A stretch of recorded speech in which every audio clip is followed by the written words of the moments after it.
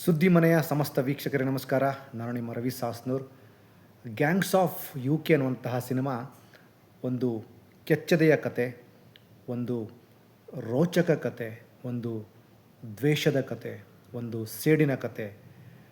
ಶ್ರೀಮಂತರು ಅಂತ ಅನಿಸ್ಕೊಂಡವರು, ದುಡ್ಡಿದ್ದಾರೆ ಅಂತ ಅನಿಸ್ಕೊಂಡವರು, ಅವರೆಲ್ಲ ಯಾವ ರೀತಿಯಾಗಿ ತಮ್ಮ ಜೊತೆಗೆ ತಮ್ಮ ಕೈ ಕೆಳಗೆ ಕೆಲಸ ಮಾಡುವಂತಹ ಒಂದಷ್ಟು ಅಮಾಯಕ ಜನರನ್ನು ಬಳಸಿಕೊಳ್ತಾರೆ ಹಾಗೂ ಅವರನ್ನು ಎಷ್ಟು ನಿಷ್ಕ್ರಿಯವಾಗಿ ನೋಡಿಕೊಳ್ತಾರೆ ಅನ್ನುವಂತಹ ಒಂದು ಪಾಯಿಂಟ್ ಆಫ್ ವ್ಯೂ ಒಂದು ಊರಲ್ಲಿ ನಡೆಯುವಂತಹ ಕತೆ.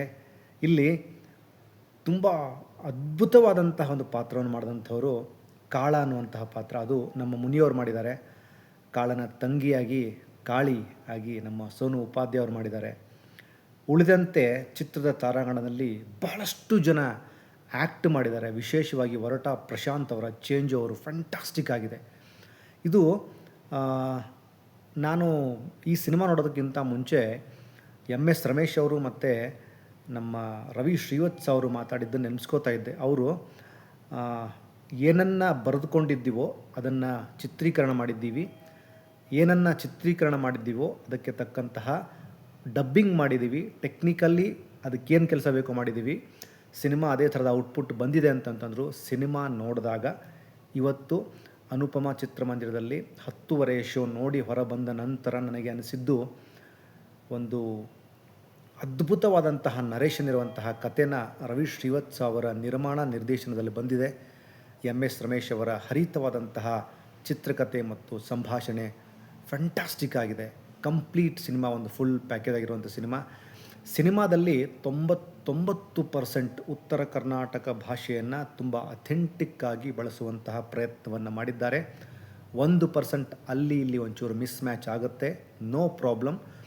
ಬಟ್ ಇಲ್ಲಿ ಒಂದು ಅಮಾಯಕವಾದಂತಹ ಹುಡುಗಿಯ ಮೇಲೆ ಒಂದು ರೇಪ್ ಅಟೆಂಪ್ಟ್ ಆಗುತ್ತೆ.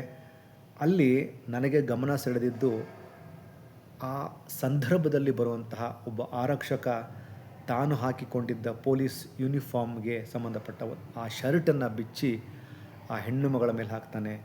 ನನಗೆ ಮೈ ಜುಮ್ ಅಂತು. ಅಂದರೆ ಈ ಥರದ ಒಂದು ವಿಷಯವನ್ನು ಕಟ್ಟಿಕೊಡೋದಿದೆಯಲ್ಲ, ಅದು ನಿಮಗೆ ಎಮೋಷ್ನಲಿ ಕನೆಕ್ಟ್ ಆಗುತ್ತೆ. ಹಾಗಿದ್ದರೆ ಗ್ಯಾಂಗ್ಸ್ ಆಫ್ ಯು ಕೆ ಅನ್ನುವಂತಹ ಸಿನಿಮಾ ನಿಮಗೆ ನಾರ್ಮಲ್ ರೆಗ್ಯುಲರ್ ಸಿನಿಮಾ ಥರದ ಒಂದು ಸಿನಿಮಾ ಅಂತ ಅನ್ನಿಸೋದಿಲ್ಲ.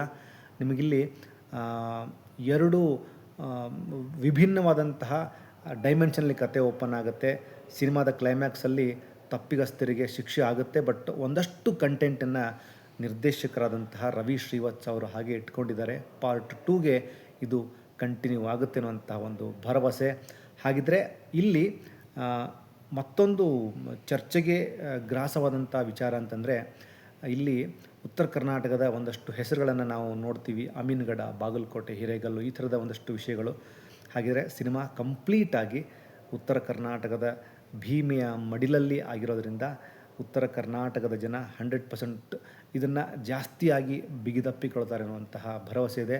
ಸಿನಿಮಾನ ನೋಡಿ ಬಂದ ನಂತರ ಹೇಳಿ ಕೇಳಿ ಎಸ್ ರಮೇಶ್ ಅವರಾಗಲಿ, ರವಿ ಶ್ರೀವತ್ಸ ಅವರಾಗಲಿ, ಇಡೀ ಚಿತ್ರತಂಡ ಕೆ ವಿ ರಾಜು ಅವರ ದೊಡ್ಡ ಅಭಿಮಾನಿ ಬಳಗ. ಕೆ ವಿ ರಾಜು ಅವರನ್ನು ನೋಡಿದಾಗಾಯಿತು ಅನ್ನುವಂತಹ ಮಾತು ಕೇಳಿದ್ವಿ. ಬಟ್ ಅದು ನನಗೆ ನಿಜ ಅನ್ನಿಸ್ತು. ಇಲ್ಲಿ ಹುಲಿಯಾ ಸಿನಿಮಾ ನನಗೆ ಕಣ್ಮುಂದೆ ಬರುತ್ತೆ. ಹುಲಿಯಾ ಸಿನಿಮಾದಲ್ಲಿನ ಆ ಒಂದು ಮೈಂಡ್ ಬ್ಲೋವಿಂಗ್ ಪರ್ಫಾರ್ಮೆನ್ಸು ದೇವರಾಜ್ ಸರ್ದು, ಇಲ್ಲಿ ಅದೇ ಥರದ ಒಂದು ಪರ್ಫಾರ್ಮೆನ್ಸನ್ನು ಹೊರಟ ಪ್ರಶಾಂತ್ ಅವರಿಂದ, ಸೋನು ಉಪಾಧ್ಯಾಯ ಅವರಿಂದ, ಮುನಿ ಅವರಿಂದ, ತುಂಬ ಜನ ಸ್ಟಾರ್ ಕಾಸ್ಟಿಂದ ಕಣ್ಣು ಮುಂದೆ ಬರುತ್ತೆ. ಹಾಗಿದ್ರೆ ಗ್ಯಾಂಗ್ಸ್ ಆಫ್ ಯು ಕೆ ನೀವು ಅಂದುಕೊಂಡಂತೆ ಅದೊಂದು ನಾರ್ಮಲ್ ಕಥೆಯಾಗಿರದೆ ಬೇರೆ ಥರದ ಕತೆ, ಒಂದು ಕಪ್ಪು ಮಣ್ಣಿನ ಕತೆ, ಉತ್ತರ ಕರ್ನಾಟಕದ ಕತೆ, ಉತ್ತರ ಕರ್ನಾಟಕದ ಭಾಷೆಯನ್ನು ತುಂಬ ಪ್ರಬುದ್ಧವಾಗಿ ಅಥೆಂಟಿಕ್ಕಾಗಿ ಮಾತನಾಡಿದಂತಹ ಭಾಷೆಯ ಸಿನಿಮಾ ಅಂತ ನೀವೆಲ್ಲರೂ ಇದನ್ನು ರಿಸೀವ್ ಮಾಡೇ ಮಾಡ್ತೀರಿ. ರವಿ ಶ್ರೀವತ್ಸ ಅವರ ನಿರ್ಮಾಣದ ಮೊಟ್ಟ ಮೊದಲ ಚಿತ್ರ ಗ್ಯಾಂಗ್ಸ್ ಆಫ್ ಯು ಕೆ. ಇದಕ್ಕೆ ಕೈ ಜೋಡಿಸಿದಂತಹ ಎಸ್ ರಮೇಶ್ ಅವರ ಸಹಕಾರ, ಇಡೀ ಚಿತ್ರತಂಡದ ಸಹಕಾರ, ರವಿ ಶ್ರೀವತ್ಸ ಅವರನ್ನು ಗೆಲುವಿನ ನಾಗಾಲೋಟಕ್ಕೆ ಕರೆದುಕೊಂಡು ಹೋಗಬೇಕು. ನಾನು ಮಾತಾಡುವಾಗ ಅವರಿಗೆ ಲಾಸ್ಟ್ ವೀಕ್ ಹೇಳಿದ್ದೆ ನಾನು, ಅಣ್ಣ ನಿಮ್ಮ ಜೊತೆಗೆ ಅಂದರೆ ಶುಕ್ರವಾರ ಏಪ್ರಿಲ್ 10ಕ್ಕೆ ಕೋಟಿಗೊಬ್ಬ ಮರು ಬಿಡುಗಡೆ ಆಗ್ತಿದೆ ವಿಷ್ಣು ಸರ್ದು, ಅದೇ ತಾರೀಕಿನಂದು ಟೆರರ್ ಬಿಡುಗಡೆ ಆಗ್ತದೆ ಅಂತಂದಾಗ ರವಿ ಶ್ರೀವತ್ಸ ಅವರು ತುಂಬ ಪ್ರೀತಿ, ಗೌರವ ಹಾಗೂ ಮನಸ್ಸಿನಿಂದ ಒಂದು ಮಾತು ಹೇಳಿದರು.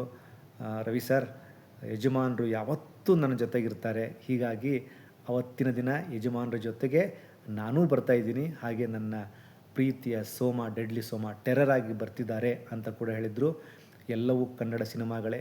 ಕನ್ನಡ ಸಿನಿಮಾಗಳನ್ನು ನಾವೆಲ್ಲರೂ ಸಾಧ್ಯವಾದಷ್ಟು ಚಿತ್ರಮಂದಿರಕ್ಕೆ ಹೋಗಿ ಸಿನಿಮಾಗಳನ್ನು ನೋಡೋಣ.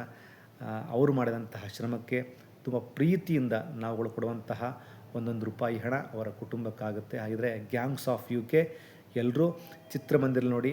ಇದು ಲವ್ ಸ್ಟೋರಿ ಅಲ್ಲ, ಇದು ತುಂಬ ಬೇರೆ ಥರದ ಸಿನಿಮಾ ಅನ್ನುವಂತಹ ಮೈಂಡ್ಸೆಟ್ಟಲ್ಲಿ ಹೋಗಬೇಡಿ. ಇದೊಂದು ಕಲ್ಟ್ ಸಿನಿಮಾ, ಇದೊಂದು ಕಂಟೆಂಪ್ರರಿ ಆದಂತಹ ಸಿನಿಮಾ. ಈ ಸಿನಿಮಾದಲ್ಲಿ ಒಂದು ಒಳ್ಳೆಯ ಕಂಟೆಂಟ್ ಇದೆ. ಒಂದು ಅಸ್ತಿತ್ವದ ಪ್ರಶ್ನೆಯಾಗಿ ಪದ್ಮಾ ವಾಸಂತಿಯವರ ಪಾತ್ರ ಪ್ಲೇ ಆಗುತ್ತೆ. ಹಾಗಿದ್ದರೆ ಎಲ್ಲರೂ ತಪ್ಪದೆ ಚಿತ್ರಮಂದಿರ ನೋಡಿ.